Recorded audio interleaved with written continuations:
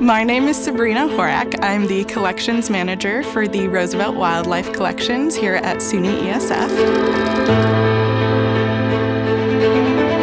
This muskox had been actually left in storage for several years. This is quite a large specimen we were working with, and so one of our biggest concerns when picking out a new case was we needed it to be something that we would actually be able to get into this building.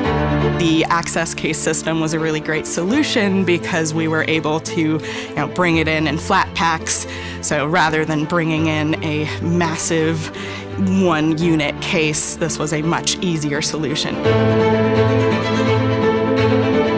The installation and assembly process was really straightforward, really easy. When we first installed this case, a couple days afterwards, I noticed that there was a dead fly on the floor. But I was able to just take one of the side panels off, get the fly out of there, and we have a beautiful clean exhibit again.